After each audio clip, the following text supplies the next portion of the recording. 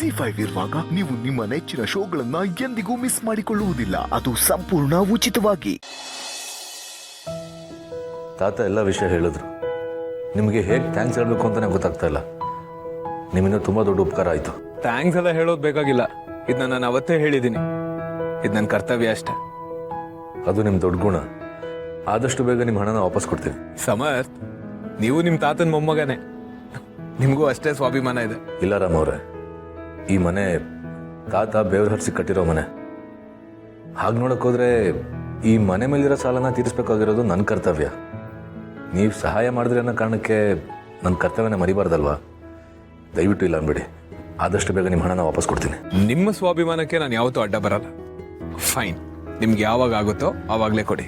ನಿಮ್ಮ ತಾತನ್ ಕೂಡ ಇದನ್ನೇ ಹೇಳಿದೆ ನಾನು.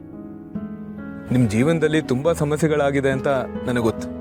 ಅದನ್ನ ನೀವು ತುಂಬಾ ಧೈರ್ಯದಿಂದ ಎದುರಿಸ್ತಿದ್ದೀರಾ ಅಂತನೂ ನಂಗೆ ಗೊತ್ತು. ನಿಮ್ಮ ತಾತನ ಮಾತುಗಳಿಗಿಂತ ಬೇರೆ ಶಕ್ತಿ ಸ್ಫೂರ್ತಿ ನಿಮಗೆ ಬೇಕಾಗಿಲ್ಲ ಅನ್ಸುತ್ತೆ. ನಿಮ್ಮ ಧೈರ್ಯ, ನಿಮ್ಮ ಛಲ, ಹಾಗೆ ನಿಮ್ಮ ಗುಣ ನಂಗೆ ತುಂಬಾ ಇಷ್ಟ ಆಯ್ತು. ಯಾವಾಗಲೂ ಇದೇ ಥರ ಇರಿ.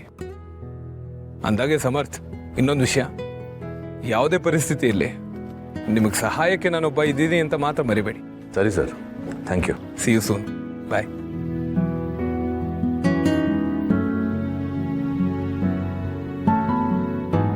ಸಮರ್ಥ್, ನೀನು ಅನ್ಕೊಂಡ ಹಾಗೆ ಅಮ್ಮನ ಹೆರಿಗೆನ ಬಾಣಂತನನ ಎಲ್ಲ ಇಲ್ಲೇ ಮಾಡ್ಬೋದು. ಹೌದು, ಅಮ್ಮನ ಹೆರಿಗೆ ಚೆನ್ನಾಗಾಗಬೇಕು. ಯಾವುದೇ ತೊಂದರೆನೂ ಆಗಬಾರ್ದು. ಅದಕ್ಕೆಲ್ಲ ಏನೇನು ವ್ಯವಸ್ಥೆ ಮಾಡಬೇಕೋ ಅದನ್ನು ಲಿಸ್ಟ್ ಮಾಡು, ನಾನೊಂದು ರೆಡಿ ಮಾಡ್ತೀನಿ. ತಾತ, ನೀವು ಸಂಧ್ಯಾವ್ರ ಮಾವನ್ನ ಮನೆಯಿಂದ ಆಚೆ ಹಾಕ್ಬಾರ್ದಿತ್ತು. ಏನೇ ಆಗಲಿ ಅವರು ನಮ್ಮನೇಲಿ ಒಬ್ಬರು. ಅವ್ರನ್ನ ಈ ವಯಸ್ಸಲ್ಲಿ ಆಚೆ ಹಾಕಿದ್ದು ನನಗೆ ಯಾಕೋ ಸರಿ ಕಾಣಿಸ್ಲಿಲ್ಲ. ಅವ್ರ ತಪ್ಪು ತಿದ್ಕೊಳ್ಳೋಕ್ಕೆ ನೀವು ಒಂದು ಅವಕಾಶ ಕೊಡ್ಬೋದಿತ್ತು.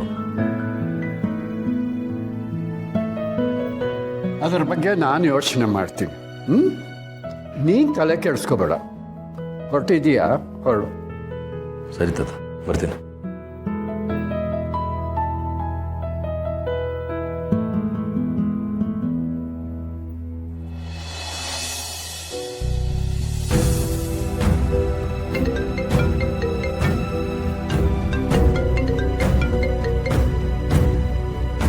ತುಳಸಿಯವರೇ, ಎಲ್ಲಿದ್ದೀರಾ ನೀವು?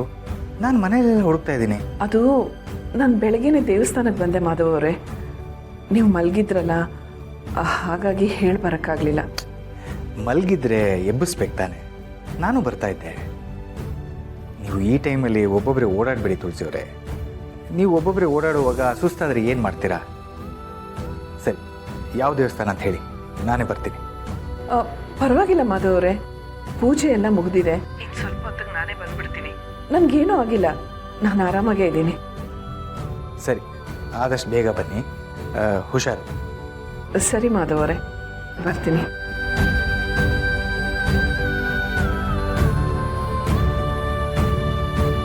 ನನಗೆ ಕ್ಷಮಿಸ್ಬಿಡಿ ಮಾಧವ್ ಅವರೇ.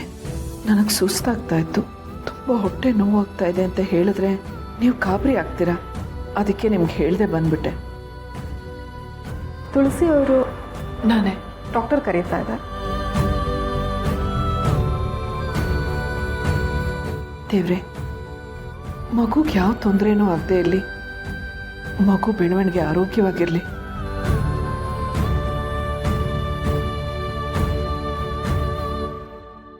ZEE5 ಆಪ್ ಡೌನ್ಲೋಡ್ ಮಾಡಿ ಎಲ್ಲಾ ಸಂಚಿಕೆಗಳನ್ನು ಸಂಪೂರ್ಣ ಉಚಿತವಾಗಿ ನೋಡಿ.